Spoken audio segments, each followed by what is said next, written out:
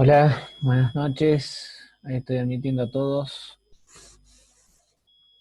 ¿Cómo vienen hasta ahora?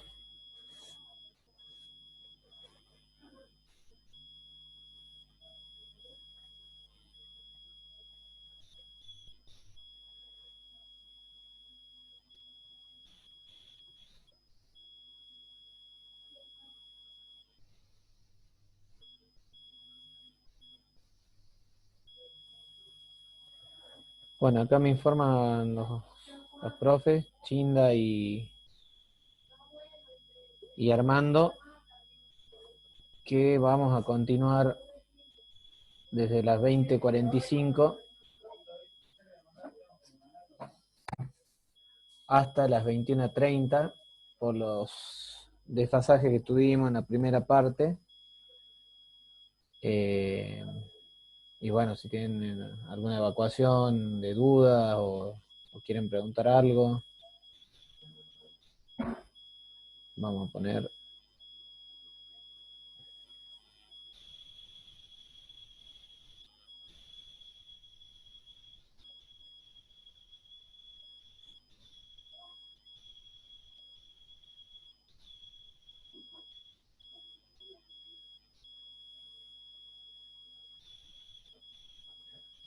Ya estamos en 50 participantes, veníamos como 70, después bajó un poquito.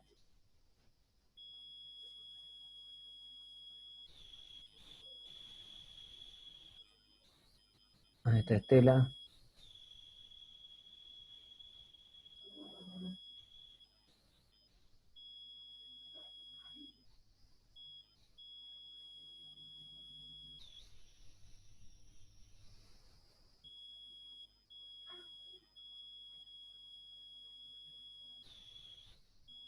China, ¿me escuchás?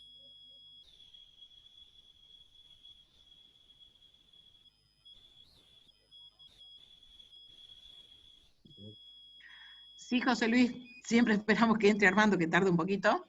Sí, sí, sí, Y no yo hay problema. porque dejo oculto el micrófono, entonces hasta que lo vuelvo a encontrar, me llevo unos segunditos, por eso tardo, pero sí te escucho. Perfecto. ¿Ves? Ahora lo busco para cerrarlo y no me aparece tan fácil. Ahí me apareció y ahí cierro. Bueno, esperamos a Armando de que se conecte. Por ahora no me sale acá para habilitar. Pero bueno, como viene hasta ahora, vi también de que Armando estuvo respondiendo las consultas en el chat. Está bueno ahí que quede toda el historial de consulta con las respuestas y las referencias. Así que bueno, como les dije recién, se va a extender esta última sesión de hoy desde las 20:45 hasta las 21:25. Ahí está Armando.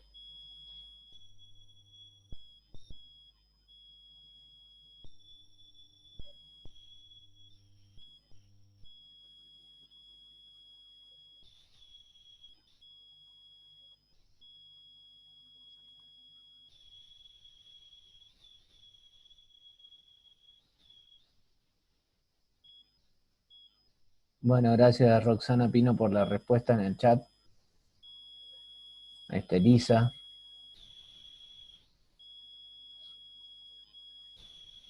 Somos unos cuantos menos, pero es porque están entrando todavía.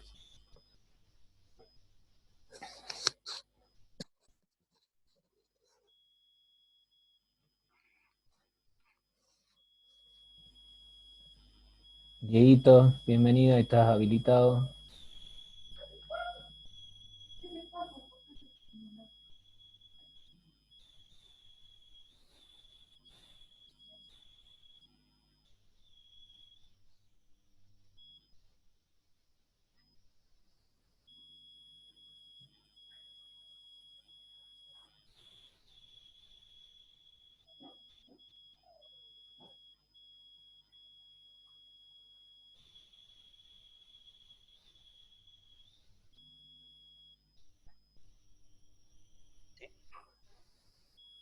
Hola, Hola vamos a Armando. continuar con, si Dios quiere, la última sesión de hoy, si no tenemos otros cortes.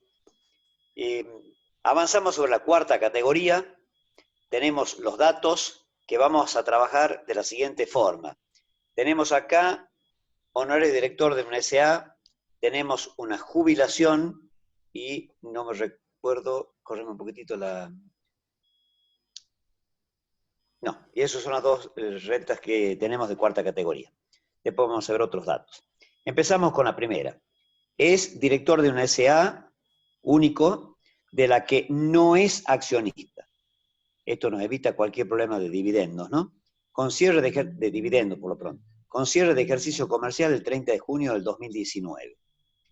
Según acta de asamblea del 20 de octubre del 2019, le fueron asignados honorarios por 90.000, los que habían sido totalmente anticipados al cierre del ejercicio comercial. La sociedad no efectuó la retención del impuesto a las ganancias y dedujo en su declaración jurada impuesto a las ganancias 2019 honorarios directores por 60.000. A su vez, la declaración jurada del impuesto a las ganancias 2019 de la sociedad arroja un impuesto determinado de 112.000. Y como agregado, al 31/12 del 19 le fueron anticipados 200.000 pesos correspondiente al ejercicio que va a cerrar recién el 30 de junio del 2020. Con estos datos nos vamos a ir a la planilla apaisada, que corresponde a la cuarta categoría, creo que viene a ser la página, si no me equivoco, debe ser la 4. A ver, ratifiquemos esto, yo acá no tengo forma de mirarla porque tengo dos figuras incorporadas. Página, ¿qué número de página es? 4, la 4, correcto. La 4, bien. ¿Qué tenemos entonces? Honorarios de director de una SA. La asamblea le asignó 90.000 en concepto de honorarios, pero dedujo en su declaración jurada solamente 60.000.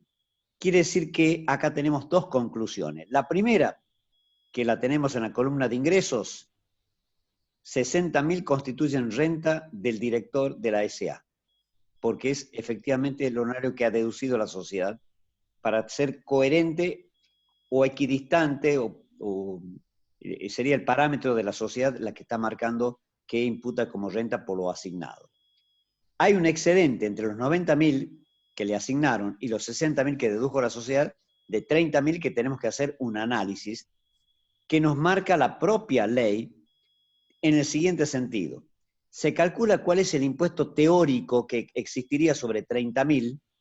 Vamos a ver para qué lo calcula el impuesto teórico, que sería aplicarle el 30%, que es la tasa para la sociedad, la tasa que rige el año 2019 también, por los 30.000 nos da 9.000 pesos. ¿Para qué sirven los 9.000 pesos que estamos calculando, que es un análisis teórico? Para compararlo contra el impuesto que determinó la sociedad. La sociedad, de acuerdo con el planteo, determinó 112.000 pesos de impuesto determinado. Si lo comparo contra los 9.000 pesos son menos que los 112.000. Esto tiene una consecuencia importantísima. Si no consideramos, como lo vemos en la columna siguiente, que estos son ingresos exentos para el director, vamos a la línea correspondiente, estaría pagándose 2 veces sobre la cifra de 30.000. Una parte por la porción que la sociedad no pudo deducir y que pagó el 30%. Y otra parte si lo consideráramos grabado también en cabeza del director. Este es el sentido y la explicación que tiene hacer esa comparación del impuesto teórico. ¿Y cómo lo hacemos o en qué norma nos estamos basando? En el artículo 223 del decreto reglamentario, que nos marca una solución que parece ser es adecuada. Los demás elementos relativos a la normativa aplicable lo tienen ustedes allí en una columna especial, de manera que no ofreciendo en principio mayores inconvenientes, vamos a ir a ver las próximas, en los próximos renglones, que también este director tiene honorarios anticipados por un ejercicio que está en curso. Estamos en el 2020, no ha cerrado todavía el ejercicio, pero ya le anticiparon 200.000 pesos. Estos 200.000 pesos no sabemos todavía qué son, porque este no es un director accionista. Si fuera un director accionista nos complica la solución conforme lo fue explicando la contadora Egues, porque está retirando a cuenta de utilidades que supuestamente tendría para ser distribuidas, o si no las tiene, tenemos un problema de disposición de fondos. Pero este no es el caso, porque todavía no se terminó el ejercicio, no sabemos qué le van a asignar. Consecuentemente, si retiró dinero que no se sabe a qué se va a asignar, lo estaría debiendo a la sociedad al cierre del ejercicio. Por eso, cuando nos vamos a la composición patrimonial, decimos menos 200.000, como queriendo significar, tiene una deuda el 31 de diciembre, que después verá cómo la arregla en el curso del ejercicio. Pero al 31 de diciembre del 2019 debe 200.000 pesos a la sociedad. ¿Qué norma estamos aplicando?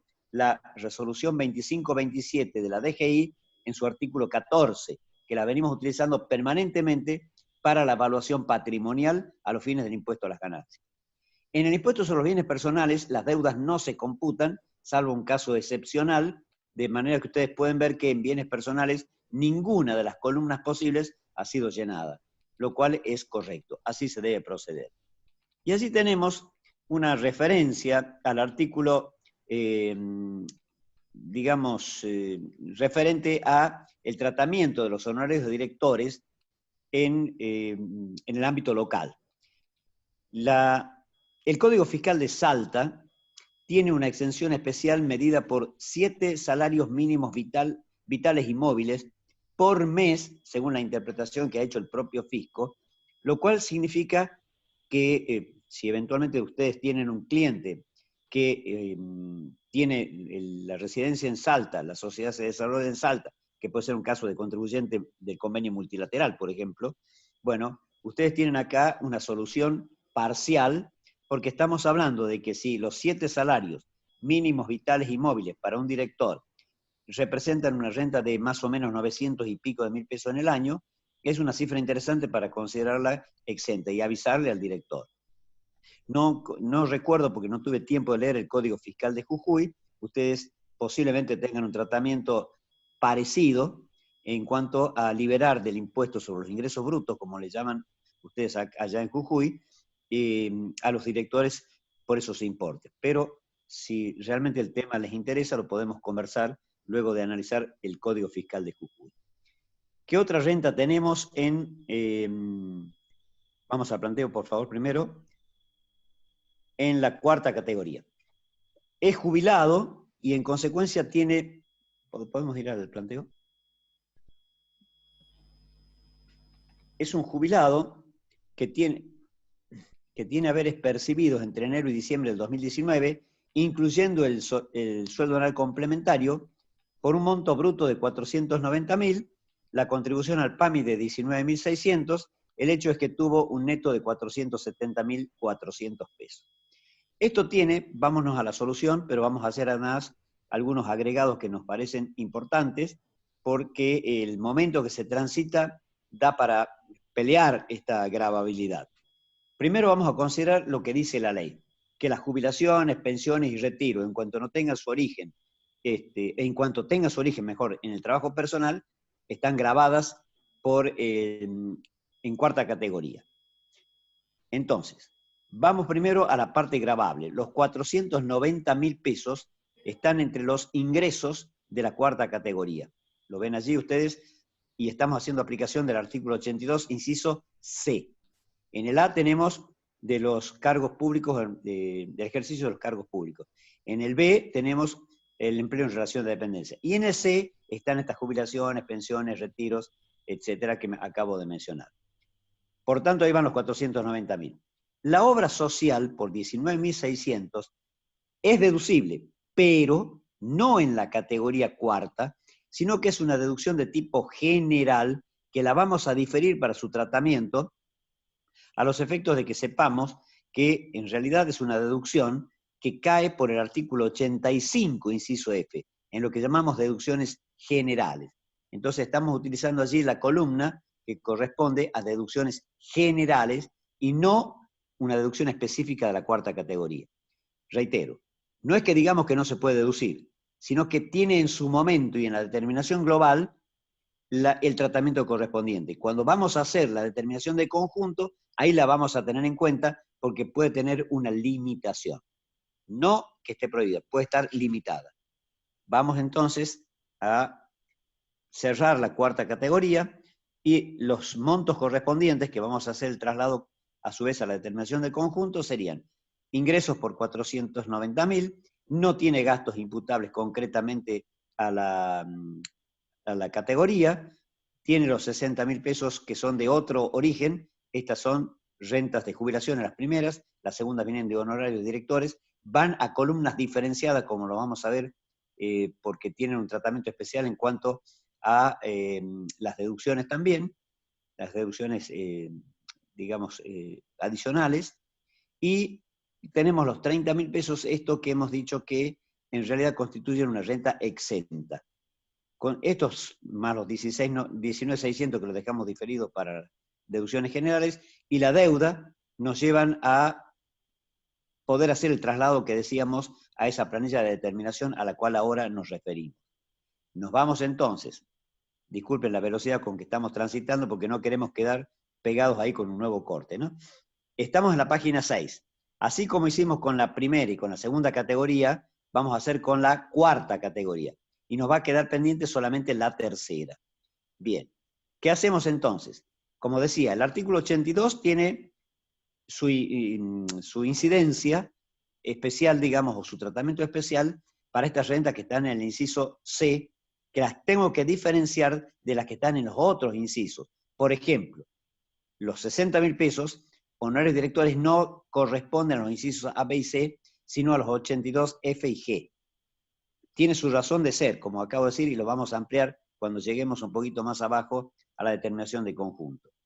Vamos a ir más abajo en la planilla de determinación y liquidación y vamos a ver si tenemos deducciones generales. Y sí, ustedes ven acá de cuarta categoría los 19.600, que eran la contribución al PAMI.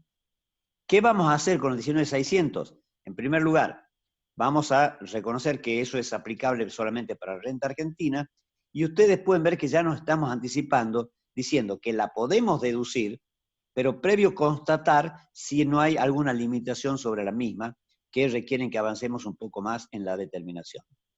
Vamos más abajo y vamos a ver.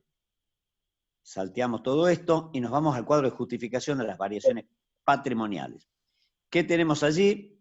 En cuarta categoría no tenemos nada en justificaciones, no tenemos más que los 30.000 pesos de ganancias exentas, que son el exceso de los honorarios que le asignaron versus lo que la sociedad ha determinado como impuesto, que lo hemos considerado. Vamos al patrimonio final. En la cuarta categoría, por ahora, vamos a tomar el equivalente a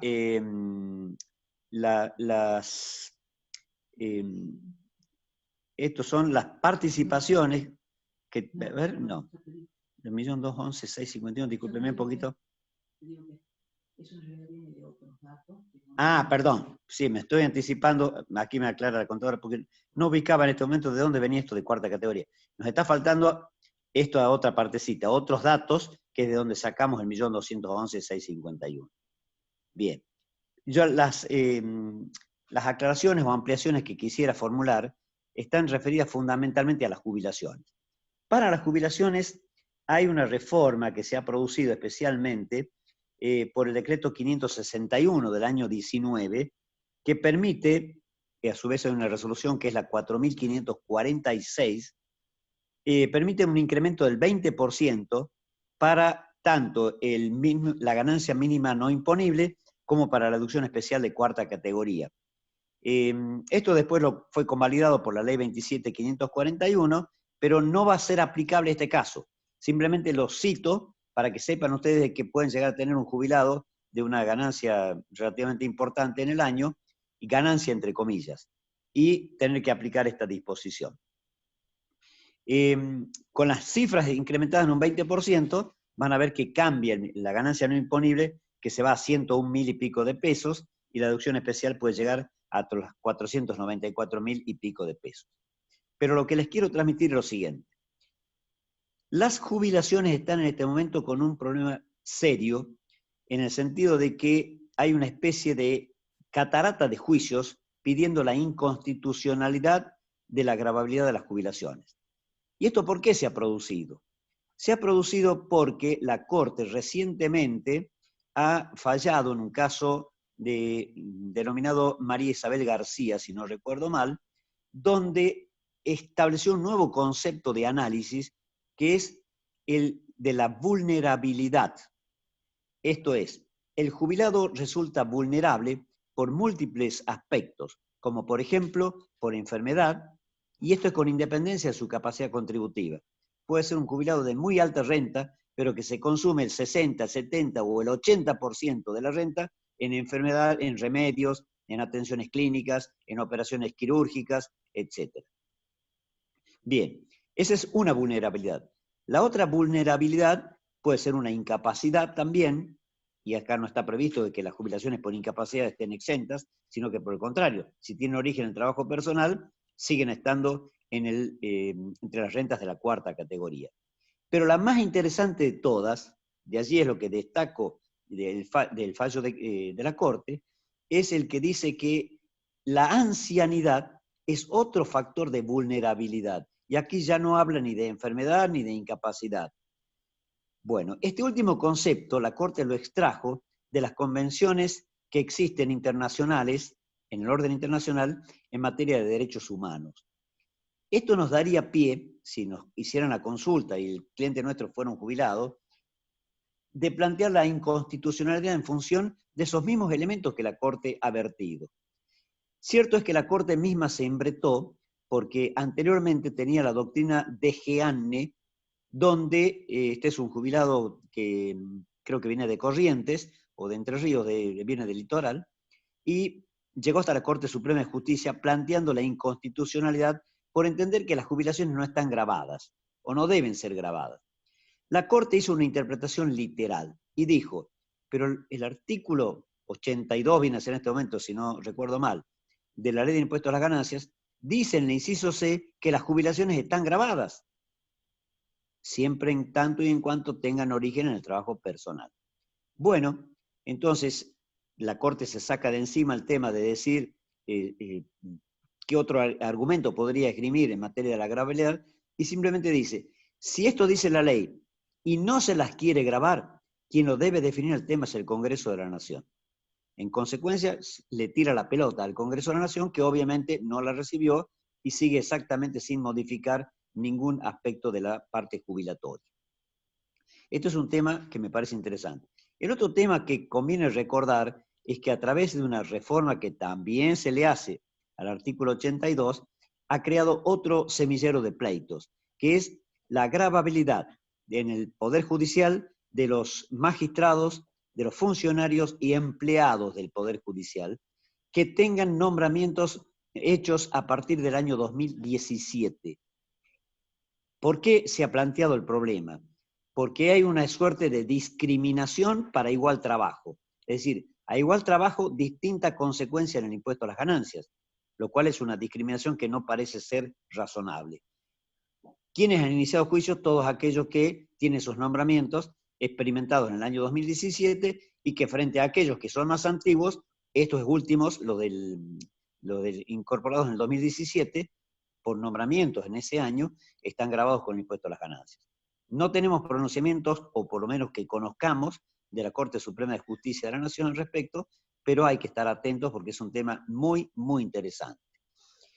Con lo dicho y los traslados que hemos hecho en materia de ganancias de la cuarta categoría, no es que digo que hemos agotado el tema ni mucho menos, pero sí les invito a que, para que avancemos lo más que se pueda en la sesión esta última de hoy, a que veamos en el planteo lo que se denominan otros datos que nos van a servir para completar el resto, digamos, del ejercicio en esta parte de hasta la cuarta categoría. Vamos entonces al planteo. En el planteo nos quedaron en el punto 4, en el cual nos habíamos detenido, otros datos, que son datos de distinta naturaleza, algunos para ver si son deducibles y otros para ver cómo se compone el patrimonio de cierre de la persona humana. El primero, yo voy a mencionar cuáles son los que en realidad nos interesan en el orden de deducciones y luego de que responden a información patrimonial. Para ello tenemos el 4.1 seguros, el 4.2 aportes al régimen de trabajadores autónomos, el 4.3 honorarios médicos y el punto 4.4 personal de casas particulares. Todos ellos tienen alguna connotación de importancia o de trascendencia en la declaración de conjunto. Estos ya son deducciones de tipo general. Vamos a empezar con los seguros. El seguro mixto, que en este caso fue cubriendo el riesgo de muerte y de ahorro, se abonó durante el año 2019 por este concepto 7.000 pesos. Vamos a la solución y vamos a ir tratando ya conocidos cuáles son para ver el tratamiento que tienen. Este seguro mixto también, podemos ir a la planillita, bien. Sí, tenemos unos segundos de... El seguro mixto que cubre entonces riesgo de muerte y de ahorro está previsto en el artículo 85, inciso B de la ley, segundo punto, pero haciendo uso de una atribución especial que contiene la ley, se ha llevado el monto del límite máximo de gastos en este tipo de seguros a 12.000. Es decir, yo puedo deducir hasta 12.000, pero lo cierto es que si el total de lo que aboné fueron 7.000, no puedo deducir más que los 7.000. Por eso van a ver ustedes que en la columna de deducciones generales deduzco hasta lo efectivamente pagado.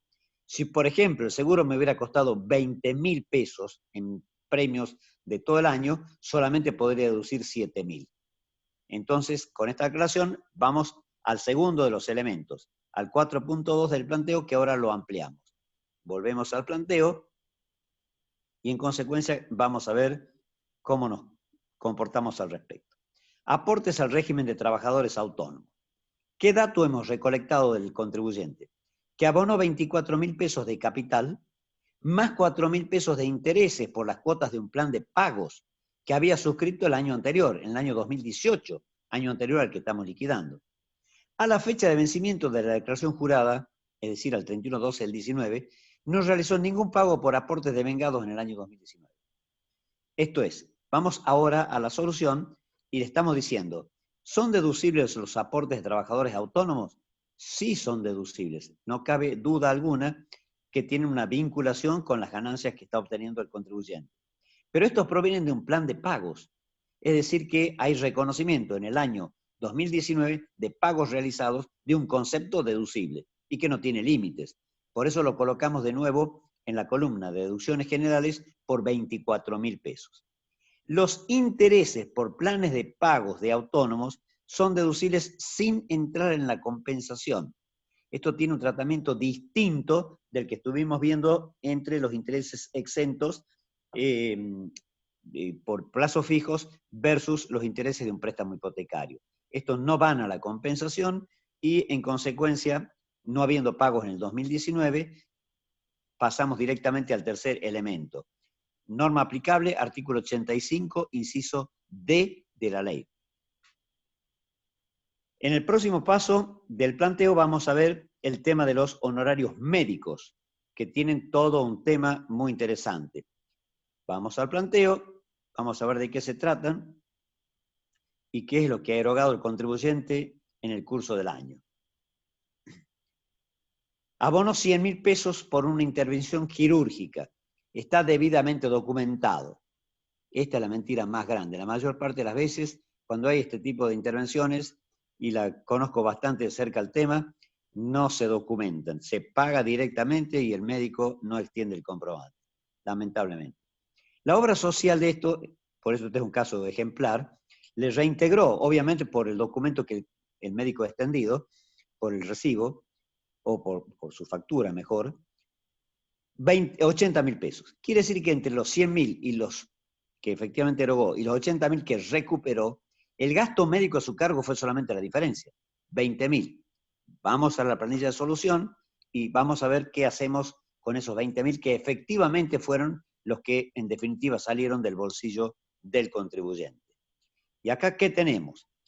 ¿Es deducible el concepto de honorarios médicos? Sí, pero con algunas limitaciones que son importantes en la ley. No se entiende el por qué, pero son bastante limitantes. En primer lugar, solamente el 60% se debe tener en cuenta como deducción. Es decir, perdón, el 40%. El 60% restante no es deducible, pero como el abono de los 20.000 y solo puede deducir hasta el 40%, ese restante es un uso o una no justificación por 12.000.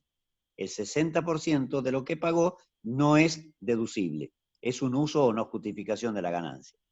Pero además nos queda el 40% restante. Sobre los 20.000 serían 8.000 pesos. Ahí nos detenemos de nuevo, porque viene una segunda limitación, y es saber cuál es la ganancia neta antes de deducciones de este tipo, para saber si superan o no el porcentaje que la ley establece.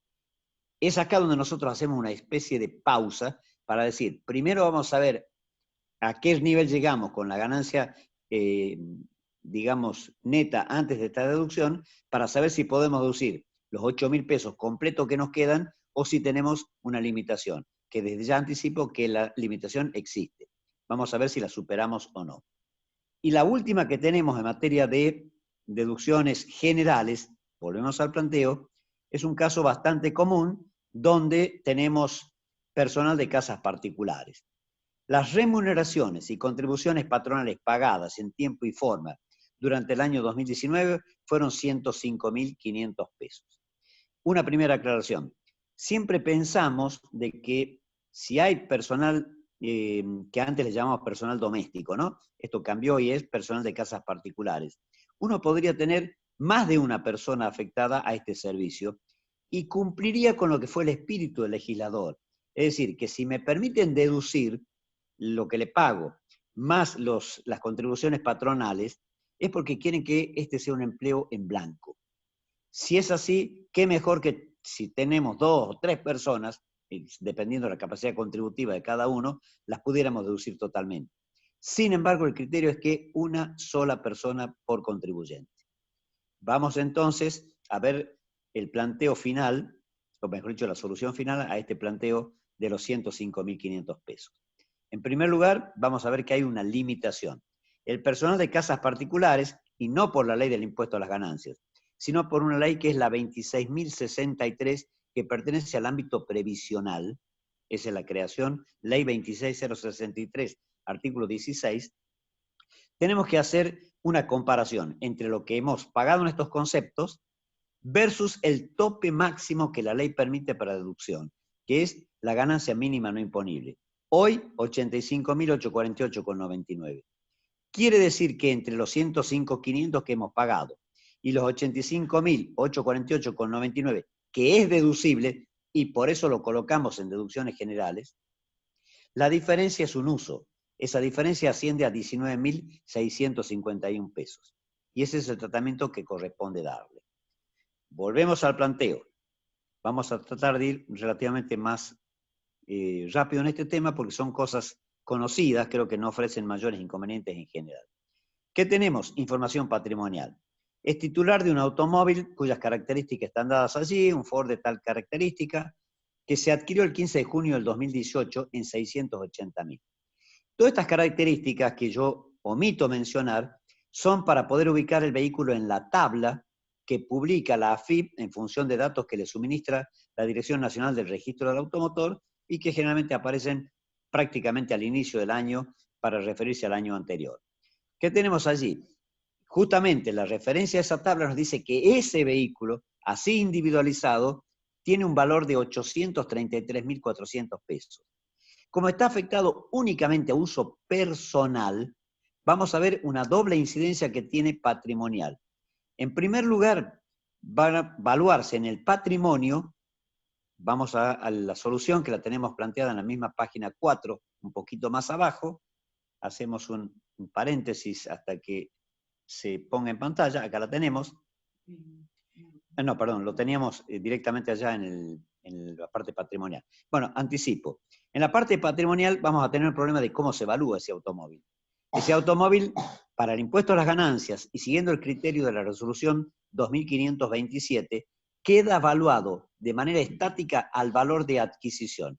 No tiene actualizaciones, no tiene amortizaciones y se mantiene en el patrimonio hasta aquel día de mañana se venda, en cuyo caso desaparecerá el patrimonio y tendrá un tratamiento especial.